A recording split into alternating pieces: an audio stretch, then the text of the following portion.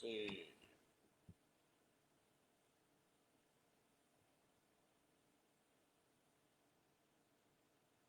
All right. Hey, everybody.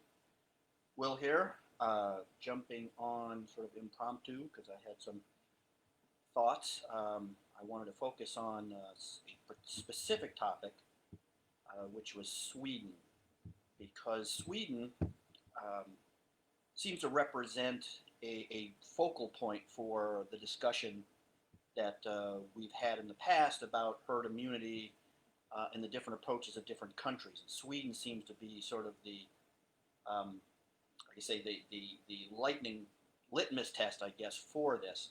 And it causes a lot of confusion for people. So in my past videos on COVID treatments and so forth, I have discussed herd immunity in sort of general terms. And I think that Sweden is a really good, I guess, specific example we can use. Because so what I'm seeing is a lot of articles that seem very contradictory about Sweden. And so I think there's a lot of confusion. And if we discuss Sweden specifically, maybe it will help people understand the larger topic of herd immunity and how that works and so forth. As usual, you know, the media has not helped with this at all and is causing a lot of confusion for people, a lot of disinformation and so forth. So I'm going to try in this video, live video here, to focus specifically on Sweden. I think this will give people a really good understanding of how this works. So as you can see, I'm looking rather fuzzy. One of the reasons is I'm just being lazy, and the other reason is I was picking up some food, and this older woman, said that I had a Hemingway look to me, that I looked like Hemingway, and I was like, wow. All right, I see you out there rolling your eyes. No, I don't look anything like Hemingway, but she was nice enough to say it, and I have to admit, now I don't want to shave ever again, because who was cooler than Hemingway? Now, of course, only an older person would even know who Hemingway was, because, you know, if it had been a younger person, they never even heard of Ernest Hemingway. But anyway, he was probably one of the coolest human beings who ever lived. Doesn't mean he was a really nice guy. He was probably kind of a jerk. But anyway, that's why I'm sticking to the reason why I look like a homeless guy right now. All right, so let's talk some Sweden, specifically to these larger topics that I think people find very confusing. First, we have to cover the concept of the lockdown, you know, versus the herd immunity effect. I think a lot of people are confused a bit by what the lockdown is trying to achieve, i.e., flatten the curve. I think what has come to represent for a lot of people, because the media I think confuses people. Let's understand the lockdown purpose of flattening the curve, right? If you look under the curve, lockdowns do not reduce the number of people who get COVID. They do not reduce the number of people who die from COVID. You need to understand this. At no time did any epidemiologist, any doctor, any disease, infectious disease expert, etc., and so forth, claim that the idea of the lockdown, flattening the curve, was to reduce the number of cases nor the number of deaths per se. Now, I'll get to that in a second. But a lot of people have come to think of herd immunity approach, sorry if you can see me, the herd immunity approach versus the lockdown as number of cases people get or that get sick and the number of deaths. So what is the idea? What does the lockdown achieve? The lockdown or flattening the curve achieves a very specific goal, which is understandable, which is not to overwhelm the medical system. I'm not going to comment. Hold on, let me look to see if anybody's commenting. Adam, I'm not going to comment on too much stuff yet. I want to get through this, and then I'll answer any of his questions. I just want to get this off my chest. Hopefully this helps people. All right, so understand, I think what has happened with a lot of people, because of the media has made this a lot worse, I think that people have come to associate flattening the curve with less people getting sick and less people dying, and that has never been the case. It has been the case to, i.e., flatten the curve, i.e., spread out the number of people who get sick and the number of people who die, as to not overwhelm the medical system. So, and this is understandable, it makes sense. So we're going to get to Sweden in a second. So let's understand that if one does not, let's say we go herd immunity, that is, we allow more people to interact, more people to get infected sooner, and so forth. If that approach does not overwhelm the medical system, you win. Okay? Bottom line. If that approach does not overwhelm your medical system, really repeat this to you, you are on the winning side. Why is that? Because of course don't have the economic effects are as bad.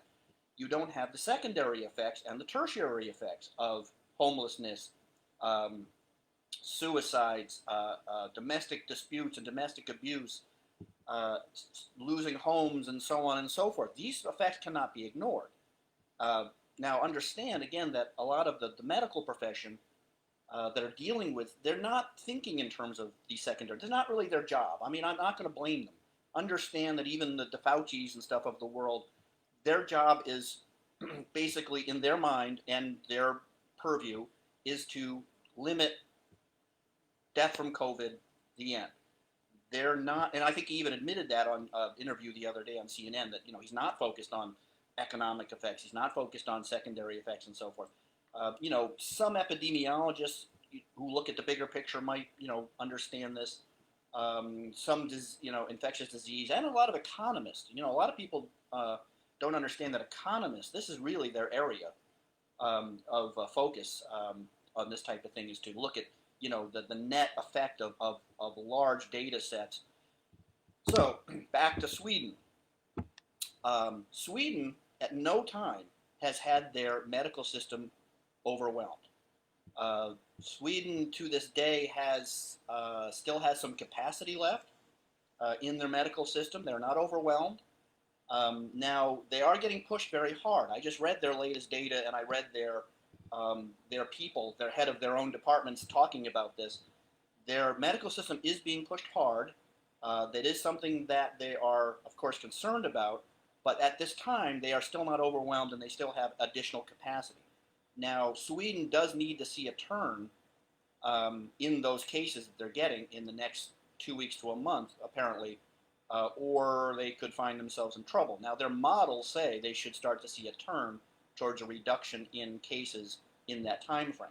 But understand that there has not been an overwhelming of the medical Swedish system as far as their ability to treat people and so forth.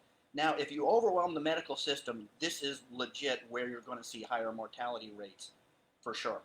So it makes sense. But I'm using Sweden as a very specific example for people to understand. So when you see, this is where the media is really confusing you all.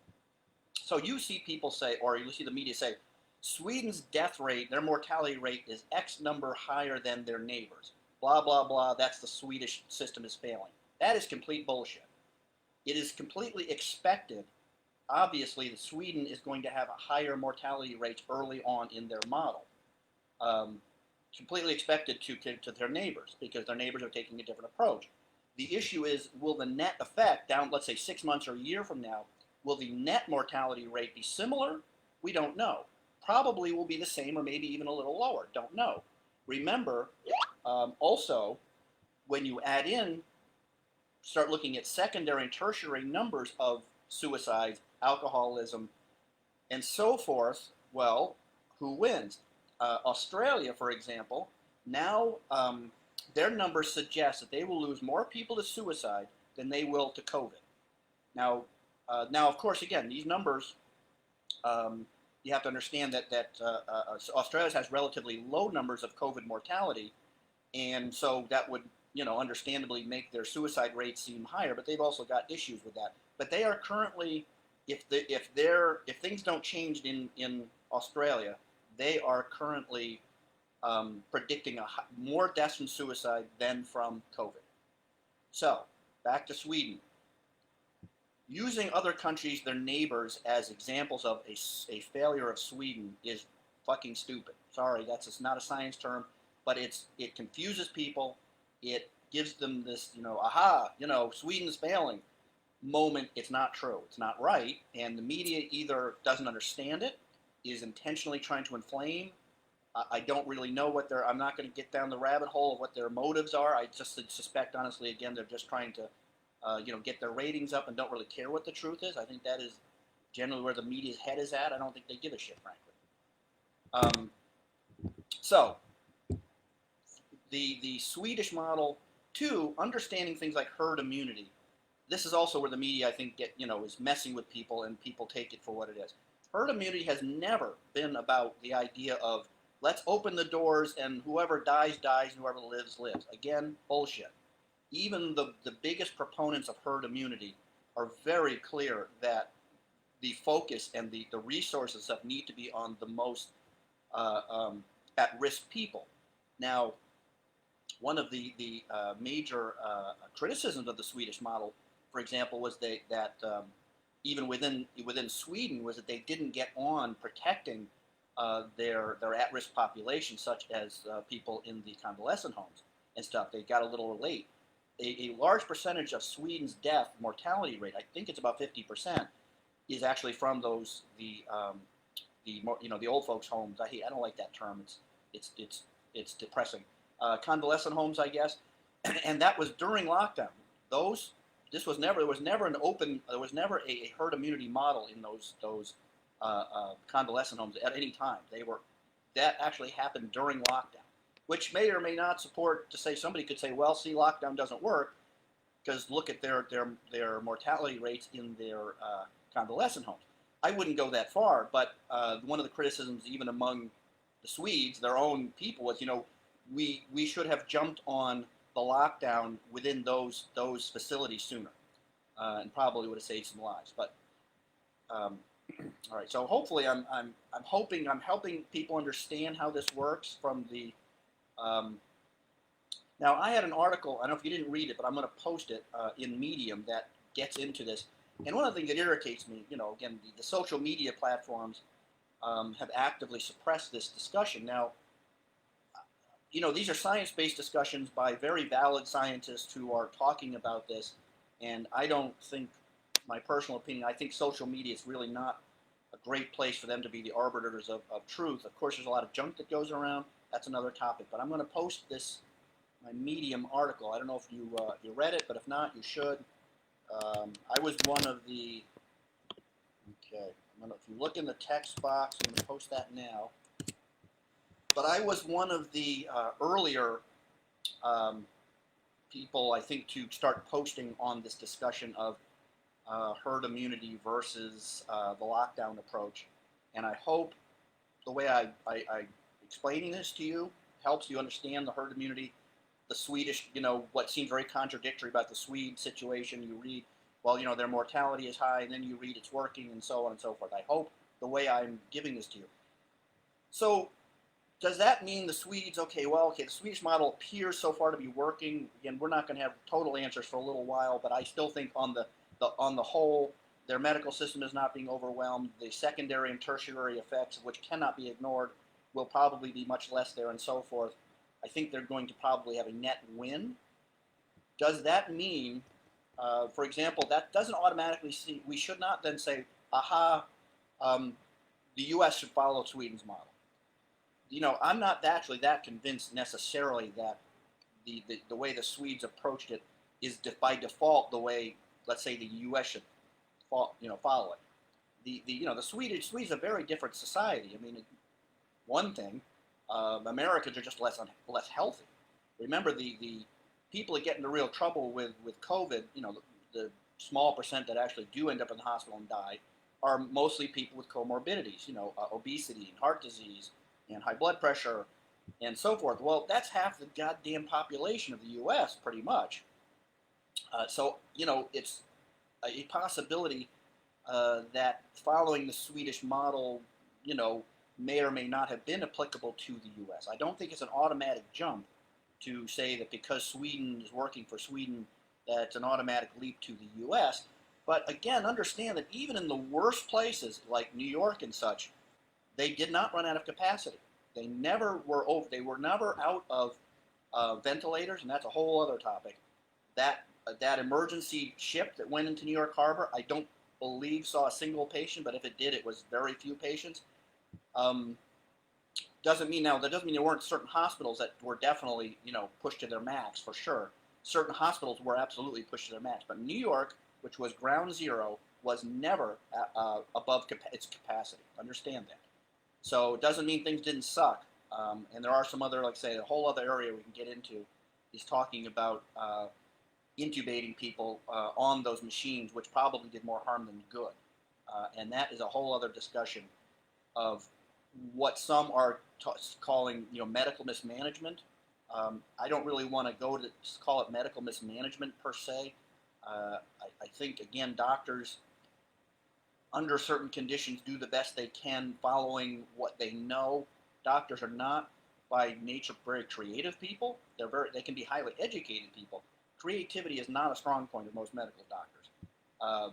Again, a few will pop up that have, can think outside the box and say, look, I'm not seeing what I should be seeing with these patients that are coming in with lung issues. It's a whole other topic, and a few have blown the horn on this. I'm sure. So you've seen various doctors that have been posting on the net that this is not a typical ARDS. It should not be treated like ARDS, and that's a whole other topic.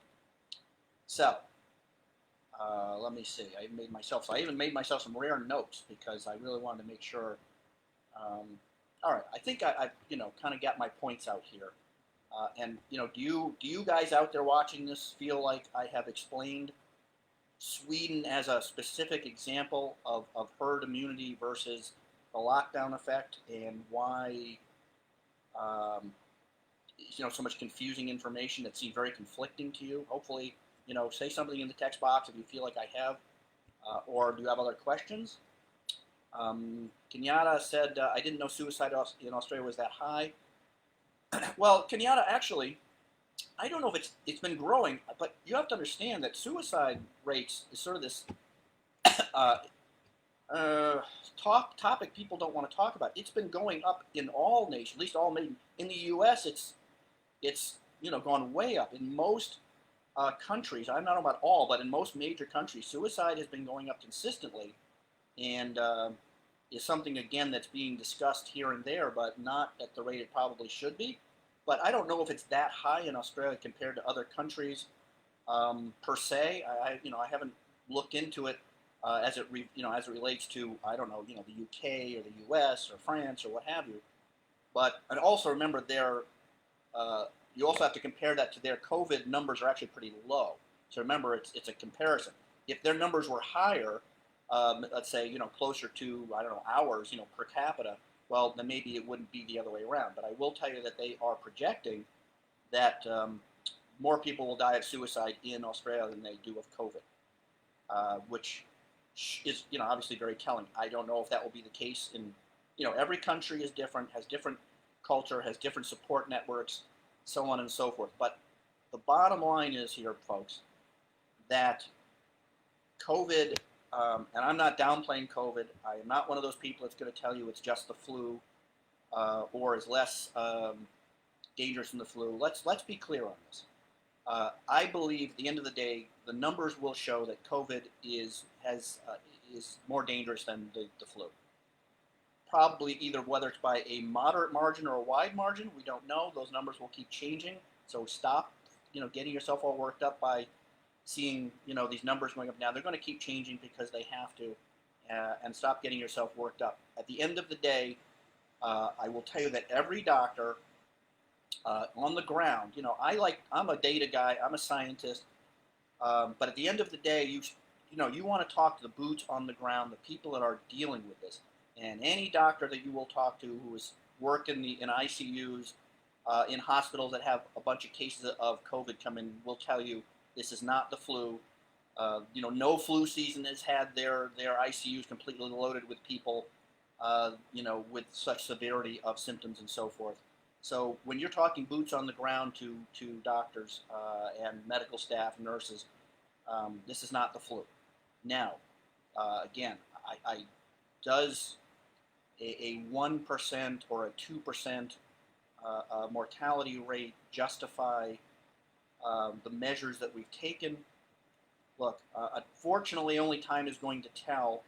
But at this point, we are in pretty good shape as far as understanding how it behaves, and who gets sick and who doesn't, and we could go into treatment and other stuff, but that's another topic for another day.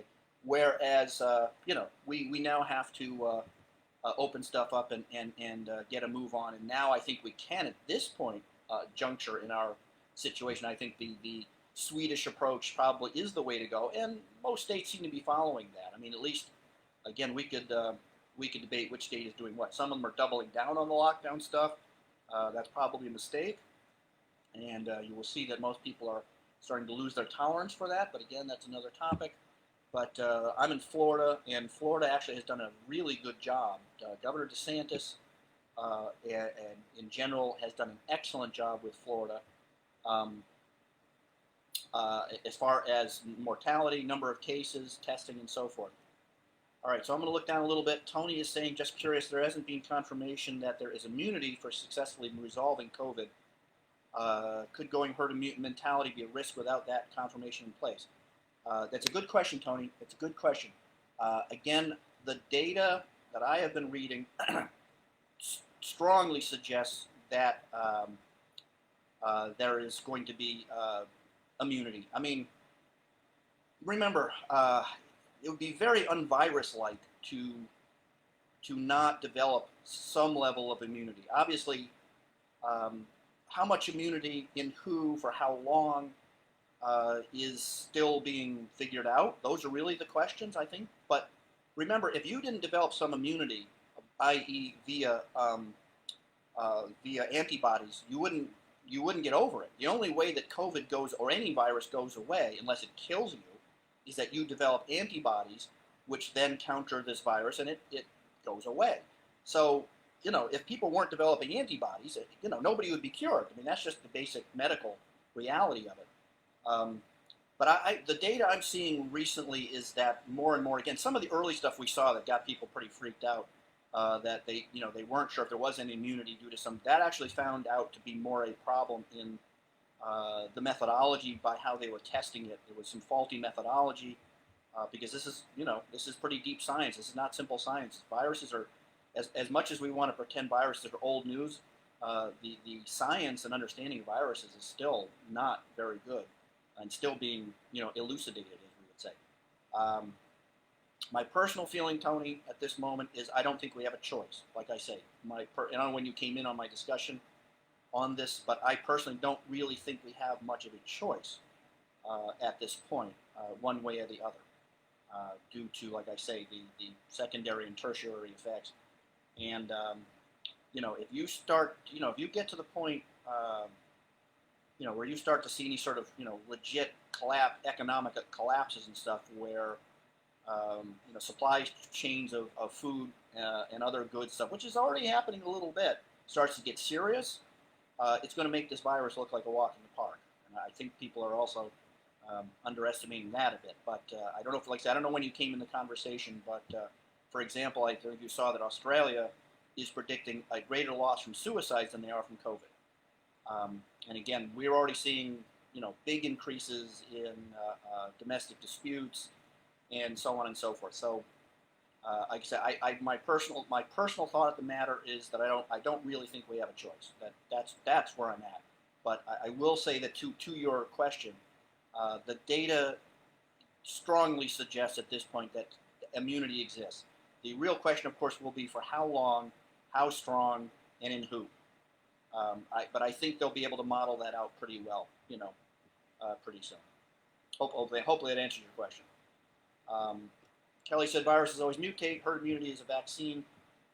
Similar concept. Actually, Kelly, you bring up a good point that I did not mention, and this is important too. That there's only two ways that herd immunity is achieved. One, obviously, a certain percentage of the population gets exposed, and thus enough of them have antibodies so that they're not passing it around to others, or via vaccine. Those are the only two ways this happens. Understand, we have never had success creating a vaccine with this family of viruses. Listen to what I'm saying here. Not one. Do I think it's possible? We have a whole bunch of really smart people focusing on this. I do. I'm not a virologist, but I will tell you that understand this particular family of viruses, we have not had success with vaccines. At the most positive thing I can say is we're looking at least probably 6 months, being really optimistic, to a year of which, again, we cannot stay locked up for that long, and tolerate the economic implications and secondary and tertiary effects of that. When it comes out, obviously it's going to be specific. It's going to be given, obviously, to first responders first for a while, and whether they can really, upregulate production to mass quantities of hundreds of millions of people, I don't know. And two, remember, folks, less than 50% of the people who are able to get flu vaccines do not get it.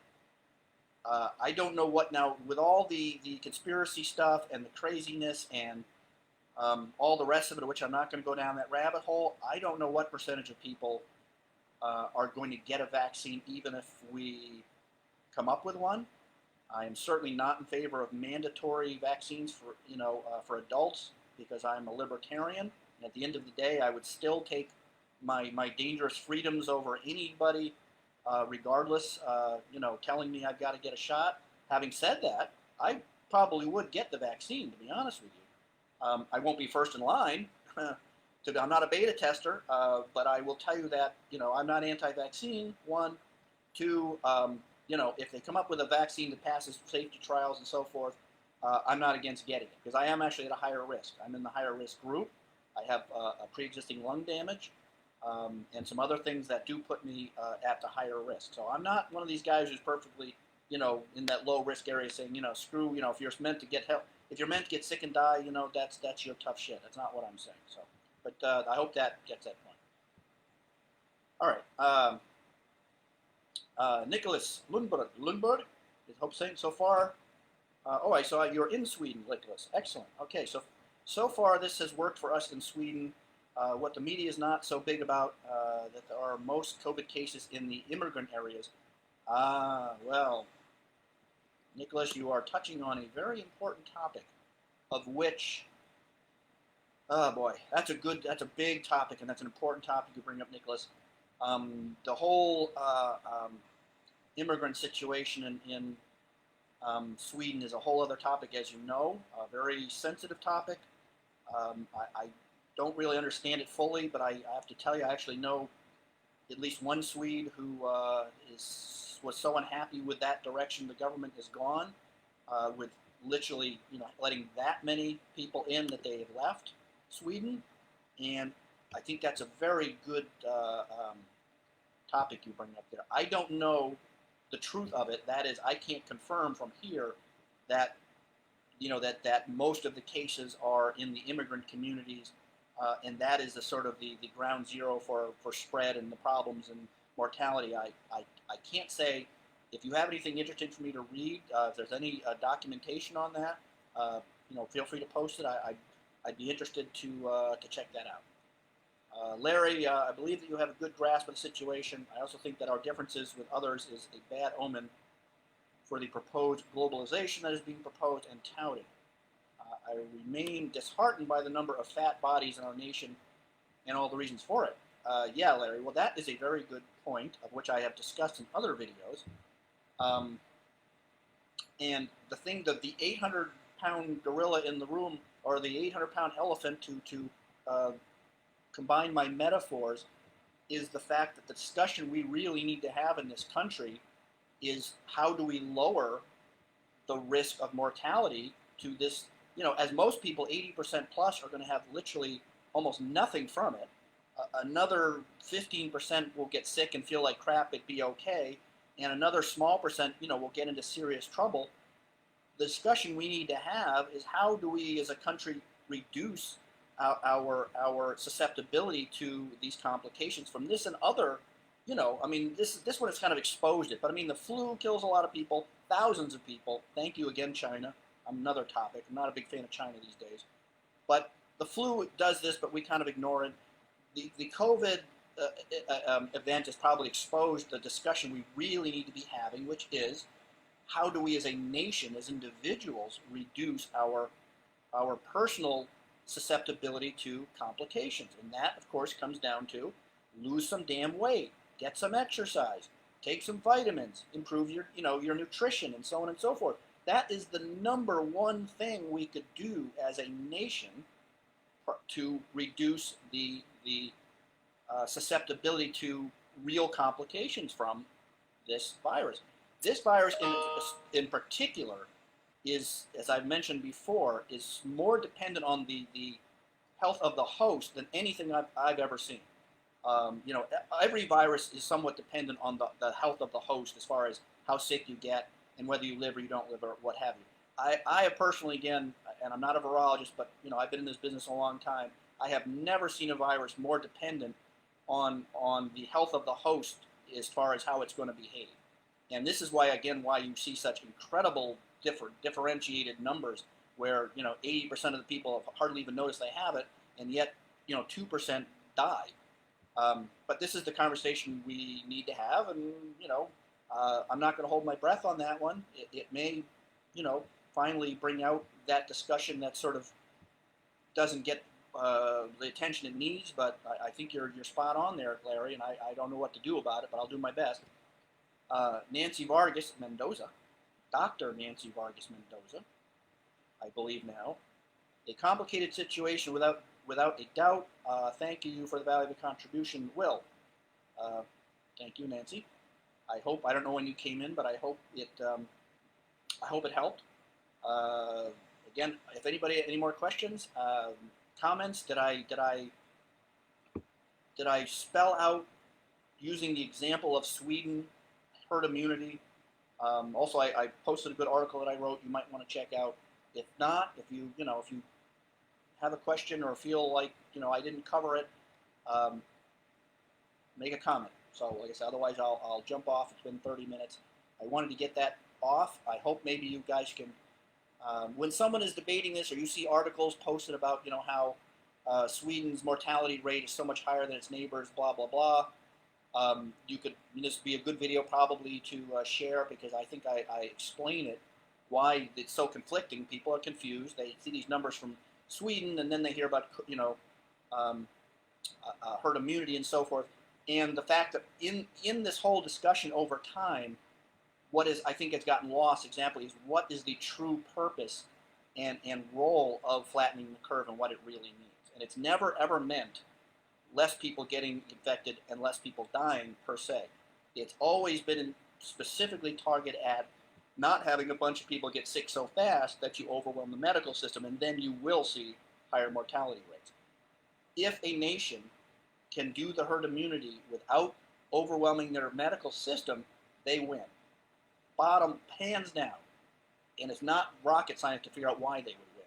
And right now, Sweden is winning in that respect. Now, again, as I said early on, I don't know, as long as people didn't hear this, the Sweden's medical system is being pushed really hard right now.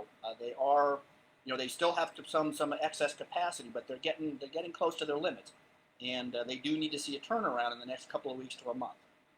And if they don't, well, then something could happen. Their models suggest they will be seeing a big turnaround in numbers, and then we'll see some interesting discussions after that, because the net number of people lost in all the surrounding countries or whatever may be very similar in a year or 6 months, minus, like I say, the secondary and tertiary impacts that could be as bad or worse than this stupid virus.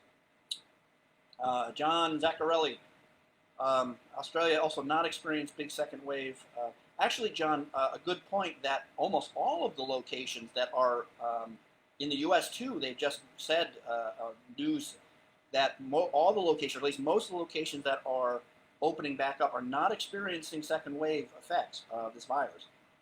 Exactly why that is, I don't think it's totally clear, but either the loosening of the lockdown is, the way they're approaching it is enough to keep it from being spreading.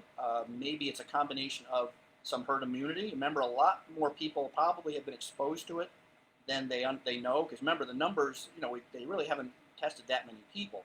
So it's the estimation, however, when they do test people, is that a lot more people have been exposed to it than they thought. So there may be a combination of herd immunity taking place, that the stepwise approach to easing these lockdowns is effective and working and so forth. But just FYI, The U.S. in the places that is eased their lockdown is not seeing second wave effects either. I was just listening actually to NPR discussing that exact topic before I turned this on. Okay. All right, Nicholas, I see you posted something for me. I'm not going to click on it because if it does, it'll take me away from talking to you guys, and hopefully that's in English. Anyway. Okay, so Nicholas said down to 100 today, right now in deaths. Okay, great. So, like I say, I did just read an article out of Sweden and this was, from some of your own epidemiological folks who are running the system that said that the system was being pushed pretty hard, but there still was some capacity left, and it was not maxed out and all that, and they do need to see, a turnaround, which they expect. The models suggest they'll see a big turnaround in the number of cases going down the next couple of weeks to a month. So, good. I mean, I think that's a wonderful thing. I do hesitate. All I would say, and again, not knowing when you came and others came in, that I don't think we should necessarily make the leap in the U.S. or in other countries to say, aha, Sweden did it right and we did it wrong. Sweden is a small country. It is a very different culture. People are, of course, thinner and healthier. I mean, the comorbidity risk is lower in Sweden. I think that the U.S. probably really needs to look at, also including Sweden, but we really need to look more at countries probably like South Korea, maybe Australia, New Zealand actually. Again, it's hard to use New Zealand as an example because it's a little tiny country with 9 people in it.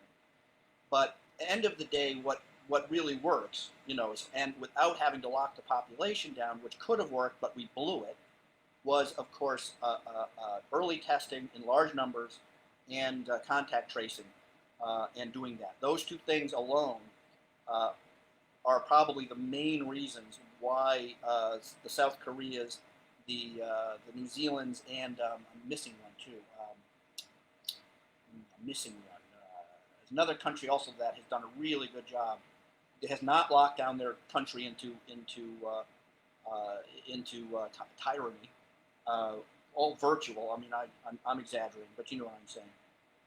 Taiwan, I think it was Taiwan, another one that they didn't lock everything down, close everything up, because they were prepared and they really focused on testing and contact tracing.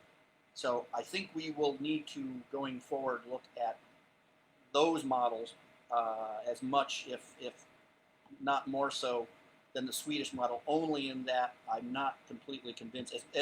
As much of a fan of herd immunity as I am, and I was writing about this and talking about this very early, because I think it clearly makes, the most sense from a big picture perspective. I'm not totally ready to, leap on the Swedish model as what we should have just copied in the U.S. because of the reasons I talked about before. When you look at the comorbidities in the U.S., about half the damn country is one big comorbidity. So we could have potentially seen an overwhelming of some of the systems. But we have one thing about the U.S. is we also do have a pretty amazing capacity and ability to expand that capacity fast when we need to. It might be hodgepodge and it might feel or look unorganized, but we get it done, and we always have. So I'm not convinced, even totally convinced, should I say, that the medical system in the U.S. would have been overwhelmed, and we would have seen big mortality rates. But they did what they did because of their lack of preparation and a bit of panic. And right now, we're going to have to, hindsight is 20/20. So it is what it is. I'm not going to get into that too much. So anyway, hopefully, if you didn't come in this in the beginning, I recommend watching it. I think it will give people a really good understanding of herd immunity, how the numbers work, what the real purpose, the sole purpose of flattening the curve is, which I think has gotten lost in the shuffle for a lot of people, especially because the media either doesn't understand it or they don't care to understand it. They just want to, keep beating you over the head with it and pointing at Sweden as, well, look at their high numbers compared to their neighbors. Completely expected, predicted, and so forth. So All right. I'm going to jump off unless anybody has any final comments. I'm going to take a sip of my. This is actually some vitamin C. This is a diet green tea and vitamin C. I love this combination. And as you can see, I need to go shave in a big way, but I'm doing my Hemingway routine. So, all right, y'all. I'm gonna jump off. I'll see y'all on the brink zone.